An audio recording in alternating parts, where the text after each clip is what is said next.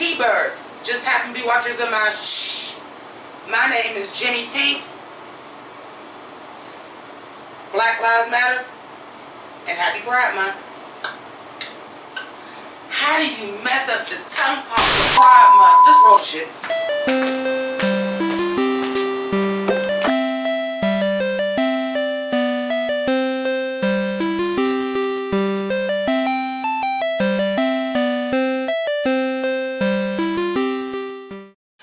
So, thank you so much for joining me again. My name is Jimmi Pynk, and we are here to talk about the season premiere of All Stars 5. This is episode 1, and unfortunately, they're running a lawnmower, and at some point in time, y'all gonna hear that. It is what it is. So,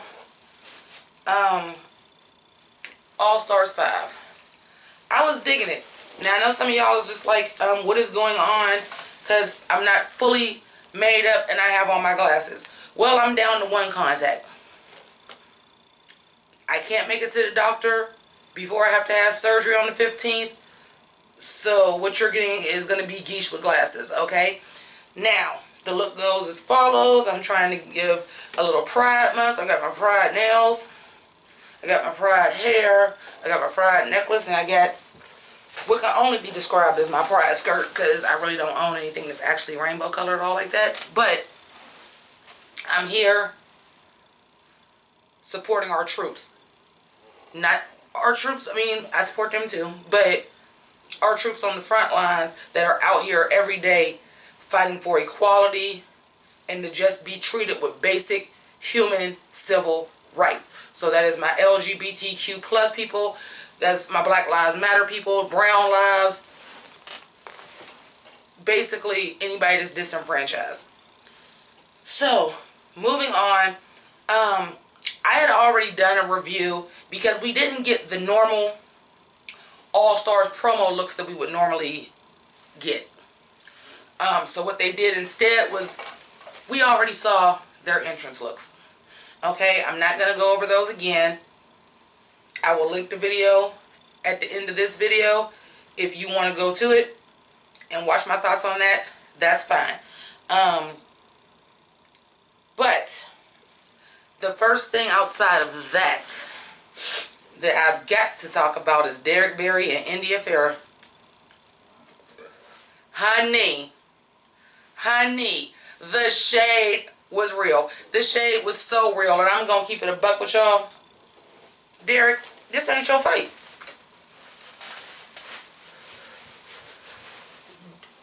Derek, this is not your fight. You know what it is? You're mad, and don't get me wrong, you should be ride or die for your dude, either or both, in this case. But this don't seem like this is your fight.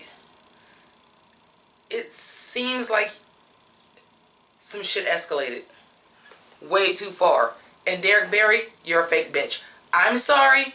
Now, I feel the need to explain this because of late, the climate, and people want to cancel everybody for everything they say. I go by what I am seeing on this screen for the episode. I am treating these people like they are TV characters. All I can talk about is what I see on screen. And what I saw on screen was Derek Barry being a fake bitch. Okay? First of all, you're a walking contradiction. I want to show that I'm something besides just Britney. But your entrance look was Britney, and your talent show look was Britney. You didn't think that if you didn't want everybody to know that you wanted to be something other than Britney, that you may have wanted to go a different route. And then, I am not finished, because for those of y'all that do not know, I am a Britney Spears fan. I'm not a stan to anybody with the Wu-Tang Clan and Dipset, but I am a huge Britney Spears fan. How do you fuck up your entrance line and you say, ooh, I did it again? Bitch, it's oops. Bitch, it's oops. So now you're not even doing Britney right. Come on, man, Derek Barry. Listen, y'all said somebody had to go home first. Y'all said somebody had to go home first. And here we are. But the way the episode was set up, I was like, okay, so right away it's either going to be Derek Barry or India Farrah. Right away I knew that. Because the editing is kind of obvious. But I digress. So this is a roomocracy. We have all new rules, honey. The game has changed forever, darling. It's different. It's different. So what we now have is, it's a roomocracy. It is, y'all all get to vote for who going home. But they still picked the bottom two. I didn't like that. You still got to vote between the bottom two. I was like, fuck it. Let it be all up for grabs. As long as you ain't win, anybody can get it. But that wasn't the case. So the winner of the challenge, the top queen, the winner of the challenge, still lip syncs for her legacy and for a $1,000 tip. But you got to be the lip sync assassin, not one of the other queens. And if you win, you get $1,000 and your choice to go home goes home. If the lip sync assassin wins, roomocracy, the vote. Baby, we couldn't have asked for a better first episode with these new rules, because you gave us all of the drama in the room, and it came down to the drama in the room. Derek's in the bottom. India Farrah wins the challenge. It's fantastic. Let's talk about the library for a minute. For those of y'all that are new to the channel, I do jump around like House of Pain. So I'm going to talk about what I want to talk about in the order I want to talk about it. If you didn't watch the episode, sorry for your luck. Dig? Moving on. The library is open. So we see that Ricky Martin is the guest judge. Wonderful. Excellent. Love Ricky Martin. And I would argue Ricky Martin has kind of made a come up since he's come out. So nice to see you, Ricky Martin. The library is open. These are some of the best reads I've seen in the library. Like, everybody just stepped up. I was like, oh, I forgot on their season they read for filth. They was reading for filth, honey. They were reading for filth. Except for Anjana. I'm going to get to Anjana in a minute, because sis, I was rooting for you, but I don't know. Anjana, you in danger, girl. So, some of my favorite reads was Jujubee. First of all, we knew Jujubee was going to shut the shit down. Jujubee won the reading challenge on her season. Jujubee can read the house down. We know that. We're aware of that. That's what was going to happen.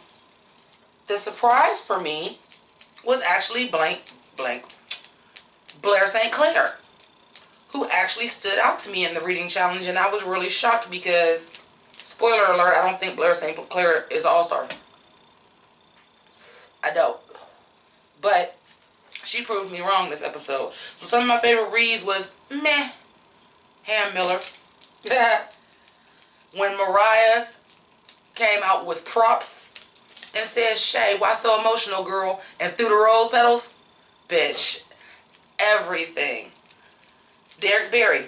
Don't start no shit, won't be no shit. All of this shade is real. I'm like, you just went in on India Farrah. But maybe that's what you needed. Maybe it needs to be personal for you, because you certainly ain't never good on the haters roast.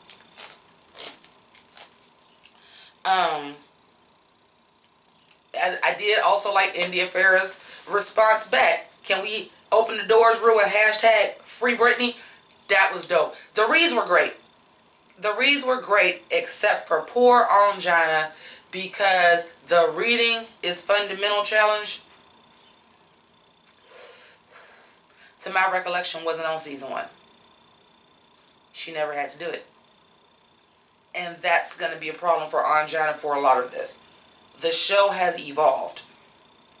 The show evolved greatly from season 1 to season 2. There was no reading challenge on season 1. There was no snatch game on season 1. Yes, we've had updates, but a lot of the fixtures and guaranteed things we're going to get, a lot of those things came from season 2 and forward. She was ill prepared for a reading challenge. Ill prepared for the reading challenge. And obviously, they knew it was coming, because how in the hell did Mariah Balenciaga pull that off? You dig what I'm saying? So she was ill prepared for that. As far as the talent show, which again, even All Stars 1, even if Anjana would have been on All Stars 1, ill prepared. Because from All Stars 2 and forward, we've gotten some of the challenge that we're more familiar with having it. So it's usually the reading challenges, the first mini challenge, and it's usually a talent show. And it's been that way from season 2 of All Stars onward. I forgot to mention it. It was a tie for the reading challenge between Juju B and Blair St. Clair, which I'm not mad at. I knew Juju B was going to win. I was ill prepared for Blair St. Clair to come out here and eat bitches lunch like that. So, bravo for you. You're proving to me why you got chosen. And I like it. Keep it up. So now the talent show is the Work the World talent show, because branding. Okay. Great. This is another thing with Anjana. You're ill prepared. Where's your branding? Where is your branding? Life is a celebration. The OG bald-headed queen. Where is your branding in your performance? Your performance was branding RuPaul's Drag Race, which, granted, you are from season 1. But come on, man, you was hungry for All Stars. I needed you to be better prepared. So I'm not even gonna get into this messy bullshit, but Anjana ass is messy, going back and forth asking about the India Farah Nebraska Thunderfuck drama, because let's be honest, Derek, this wasn't your fight. But you supposed to be ride or die for your dudes, and you supposed to be, so that's cool. Okay.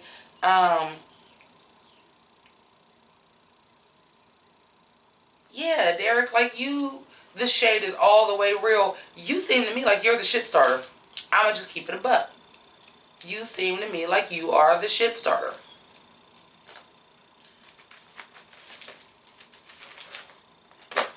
And maybe that's why you got cast. Maybe they knew there was beef, and they knew your ass was gonna go home. Maybe that's why you got cast. Who knows?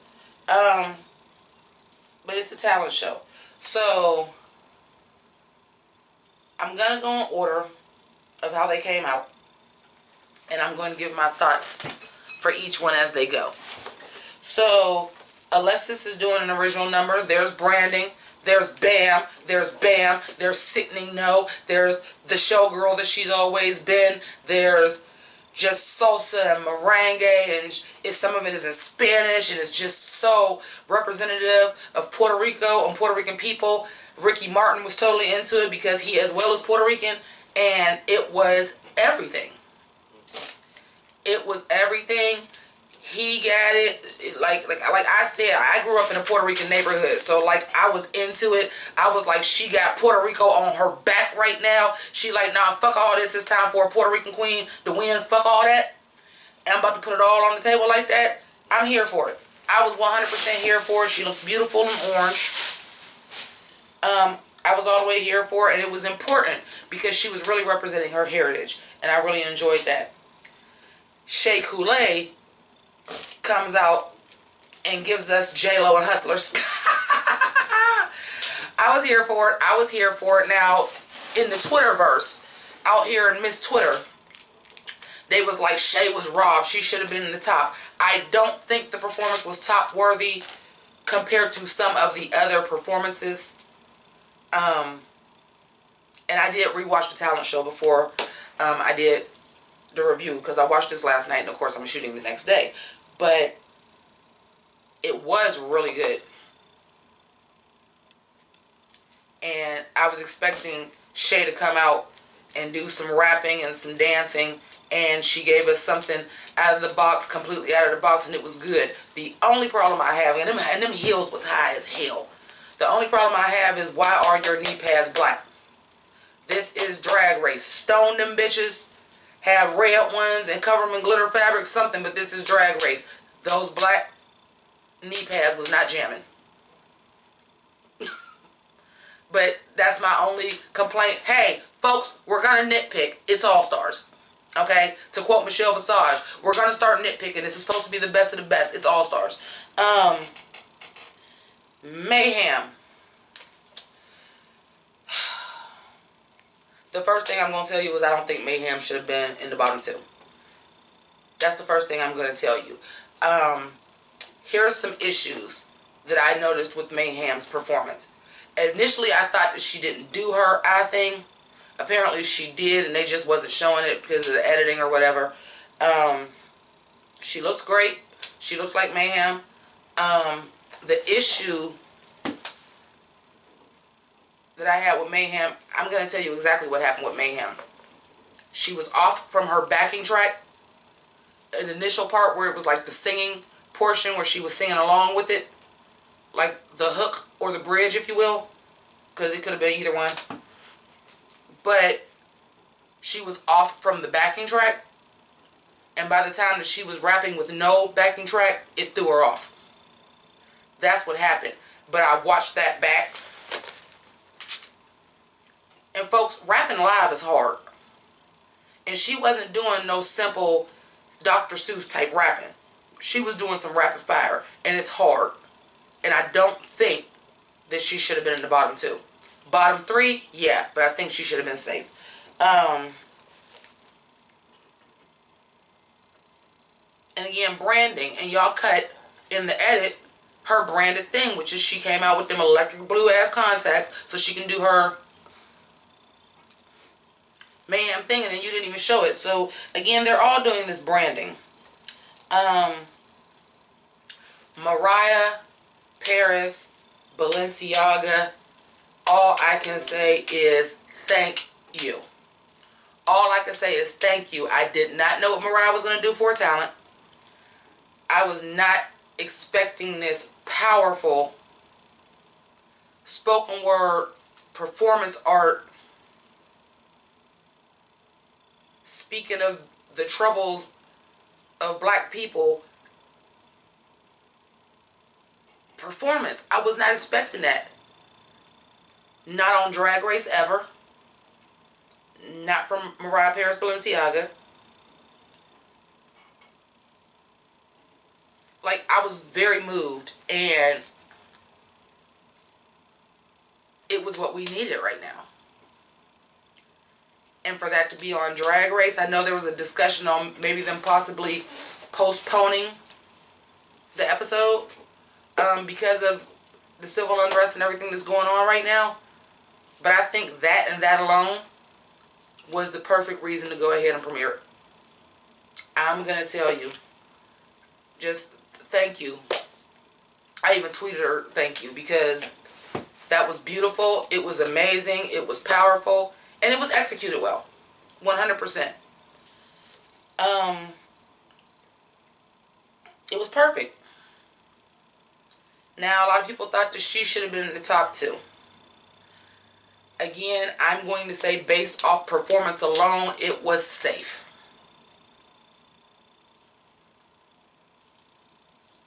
The struggle has always been going on.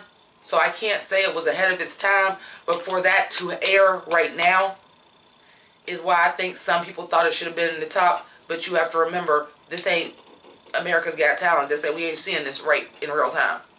This is something she had already written and performed because the struggle has been going on for 400 years plus.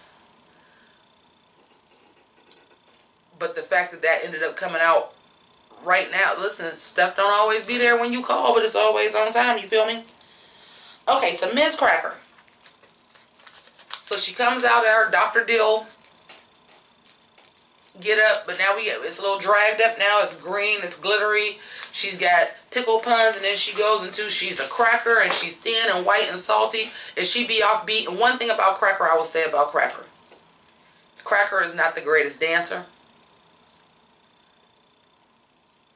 But she is hella entertaining. She knows what her strengths are, and she uses them. And I would definitely go see a Miss Cracker show. That's why I watch Review with a Jew, because she is just hella entertaining. I liked it. Again, I believe She was in the top? Okay, let's not get carried away now. Moving on to Blair St. Clair. Again, I'm very impressed with Blair St. Clair thus far. I really, if y'all go back and watch the other episode about like the people, I did a live reaction to finding out who it was, because they were like showing them and showing their costumes or whatever. Like I said, that's why I didn't go over it, because I basically already did it.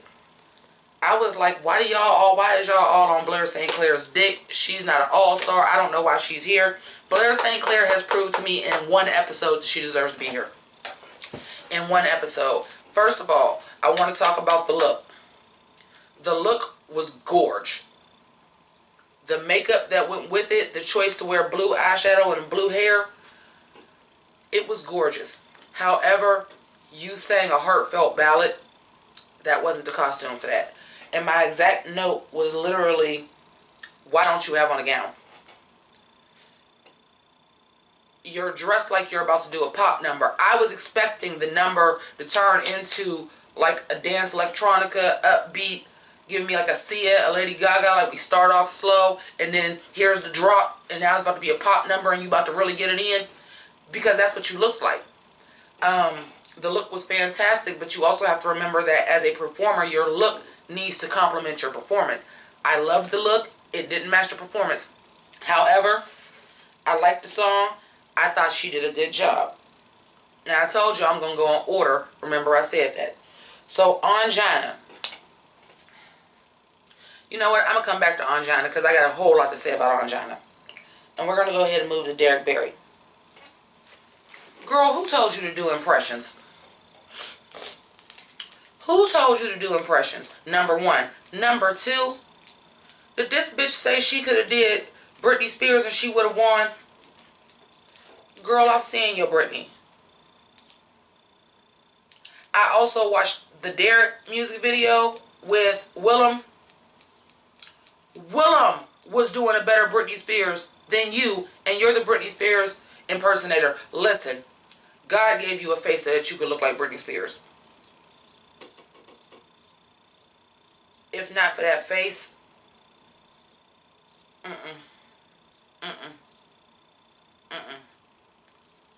you would not have won doing Britney. But again, you're doing all these impressions and you didn't do Britney in your set of all these people, but you also was still dressed like Britney. You literally have a wig that's cut to look like you have clip-in hair because that's what Britney wears. But this is my drag. But you came here to show something else. You should have borrowed some of Nebraska shit then. I don't know what to tell you. You should have had some shit from the gate that was not Britney Spears. It was a poor performance. It definitely deserved to be in the bottom. Juju B, who of all the people that was safe that I would say was robbed and should have been in the top, is Juju B. Juju B did what Blair St. Clair wished she would have did. I'm singing this heartfelt ballad. I'm just going to wear this beautifully fitted black gown because the standout is my voice.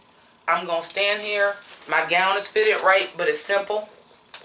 And I'm going to sing my heart out. And it was phenomenal. Like I said, I'm going in order. At the time we had got to Juju B, I said this is my winner so far. Juju B did that. Juju B was robbed. She should not have been safe. She should have been in the top. Okay, India. Come on, branding. Drag is not a contact sport. She had retired from drag and came back wearing the 4-5, baby.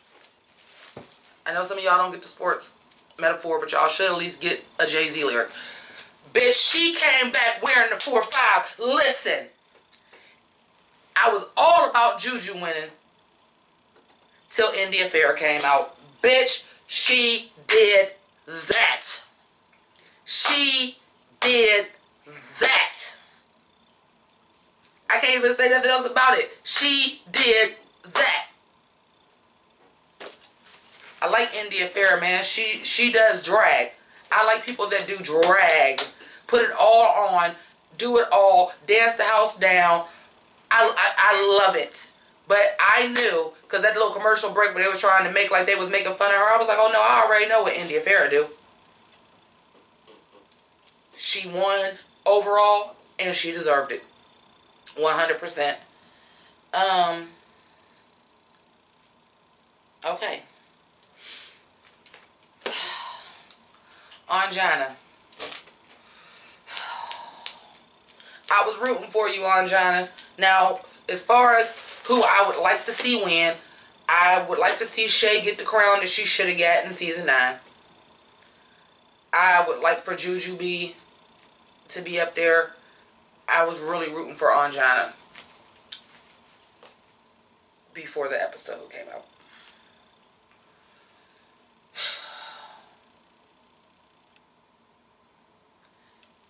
I don't know what your talent was. Let's start with that. I am unaware of what your talent was. Was your talent dancing? Was your talent lip syncing?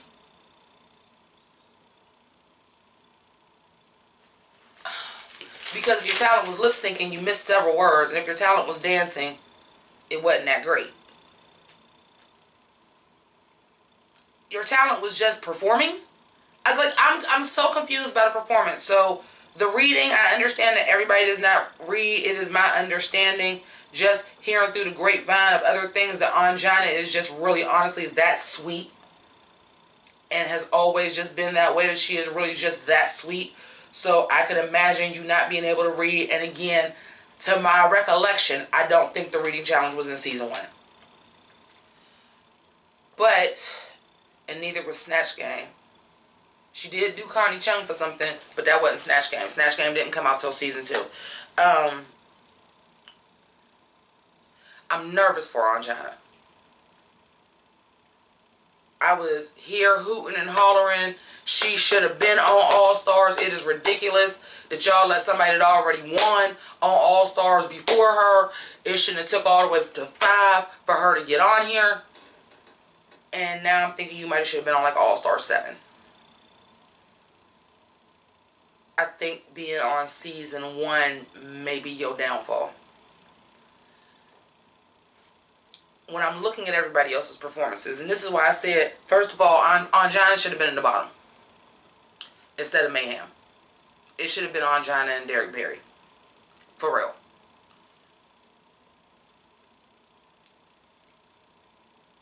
First of all, everybody else came out branding themselves. This is why I'm an all-star. This is why I'm here. We knew Blair St. Clair was a singer. We knew Jujubee was a singer.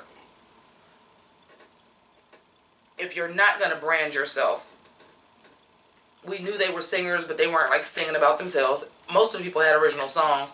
Then you had to show us something really spectacular. Shay, everybody was going to expect Shay to come out with a song rapping and dancing. Everybody expected Shay to do that. For her to come out and do a pole dance and nail it was impressive. Anjana, I don't know what your talent was. Your talent was doing reveals and kissing RuPaul's ass because instead of branding yourself, your whole thing was about RuPaul's Drag Race? Listen. Listen. The PVC blue kimono with the checker print coming out in the Barbie car, all that shit was cute. The reveal to the other dress that was now the pink PVC with the, all that shit was cute. But I don't know what your talent was. I'm nervous for Anjana, y'all. I'm not sure if her experience on the show, because season 1 was honestly so completely different than any other season of RuPaul's Drag Race. I don't know if she's prepared, y'all. I'm being honest. I'm very nervous that Anjana is going home possibly next episode.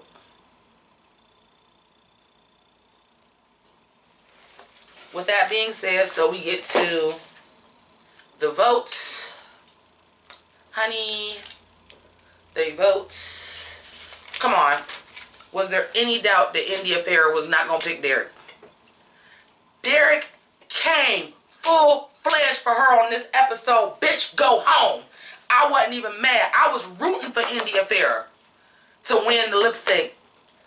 Just so that I knew for a fact, be careful.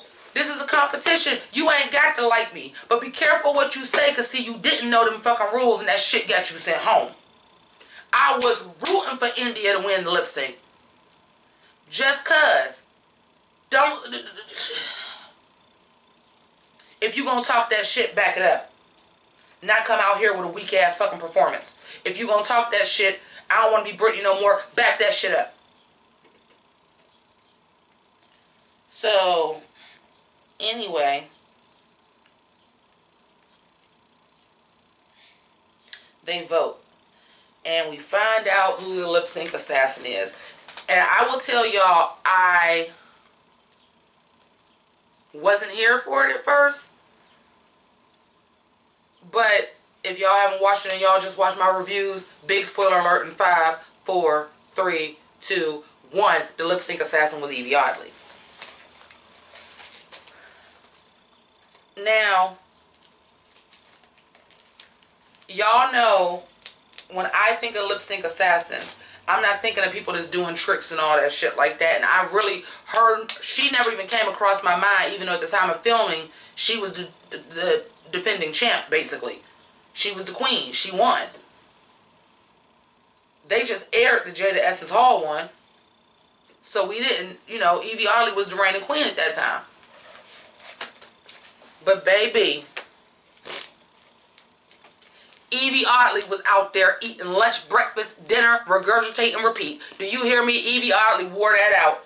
And Evie Oddly, see, this is what I'm talking about, branding. Knowing when shit is going to air. Thinking about these types of things. You on All Stars now. On China. You got to think about these things. Evie Oddly came full out like, oh, this is going to be the first episode to air in Pride Month. Because she was rainbow, pride, the house down, boots, socks, hair, hoochie coochie, everything. And I was here for it. It was not my favorite look, but a lot of times Evie Oddly looks are just not for me. But it fit her style, and it worked for a lip sync. Now, a couple things I want to talk about with the lip sync so that I can make it perfectly clear. Understand that the lip sync assassin knows what episode they coming on, knows what the lip sync song is going to be ahead of time, has to just get there, get in drag, and do that performance. Your top queen has had to compete all day long, has just found out about the song that day, and had got a list of songs when she got there and don't know when she's going to lip sync, what songs are coming in what order. So please know that it's set up for the lip sync assassin to win. 100%. It is set up for the lip sync assassin to win. I'm just waiting for somebody to have to lip sync, the lip sync assassin to have to lip sync against Jujubee. Because out of all the girls that's on All Stars, the only one that's a lip sync assassin is Jujubee. The only one that's a lip sync assassin. Like a true lip sync assassin, like somebody that's super cold with it, the only one that's on All Stars that's a lip sync assassin like that is Jujubee. I can't wait for Jujubee to win a challenge and go up against a lip sync assassin, because that's going to be a fight, and I can't wait. I can't wait. So, of course, they lip synced to Living Me Vida Loca because Ricky Martin was there, and then, you know, you give it to Evie Oddly. Again, think about this. They know what order the songs are going to be in. They picked queens that are lip sync assassins that are going to do well at those songs. A lip sync assassin should be good at doing all songs. This is true. But Living Me Vida Loca for Evie Oddly's wild ass, let's go. So, I'm going to go ahead and wrap this up, because the coffee is catching up. So, I'm going to go ahead and wrap this up. I want to thank each and every one of you for your continued support and watching this. As a reminder, I am having surgery June 15th. As of now, they have not moved it again. So, I have not figured out how I'm going to do reviews, if they're going to have to be held off for a couple weeks, because I will not be able to speak after surgery. What I plan on doing this week is I'm going to record reviews for the first 4 episodes of Legendary, because it's 3 now, and then it'll be another one Thursday. I'm going to be recording those reviews, and I will be releasing those during the 2 weeks that I will be unable to speak, so that you do have some content to look forward to. And after all, why would I not give queer content during fucking Pride Month? So let's get into this. But I want to thank you again. I do want to thank not only the fellow members of the drag reviewer community, because even people that I wasn't expecting to say anything, no shade, but I know Jake Yonce really doesn't like to do political things on his channel, and even he had said something about Black Lives Matter, IMHO, James Caldwell, of course, Duchess Kelly Love, so many, but not only members of the drag race community, but so many of the bigger YouTubers as well. The last thing I'm going to say, because I've noticed I've been getting like real serious at the end of the videos lately. Pay attention to the YouTubers that you support. Pay attention to what they're saying, and pay attention to what they're not saying. Because we as YouTubers, I don't care if you got 50 subscribers or 50,000 subscribers or 5 million subscribers. If you're not using your platform for good, what the fuck do you have a platform for? So please pay attention to who you're supporting. And if they're staying silent on issues like Black Lives Matter, if they're not speaking on trans issues or queer issues, at the very least during Pride Month, stop supporting them. Flat out. Because they don't have your best interest. They only have their own interests. And we as a society can't be like that no more. It's time to stop being silent. You got the platform, use the shit. Keep it greasy. Deuces. You wanna be like me. You wanna be like me. You wanna eat lunch with the cool kids, don't you? Told you I used to be you, I know you. Never learned to crew politics in high school. Now you earn a few funny looks in my school. I can show you how to hypnotize minds, fool. Like the chicks in the bunny books for fly dudes. Why you? Cause I see your potential.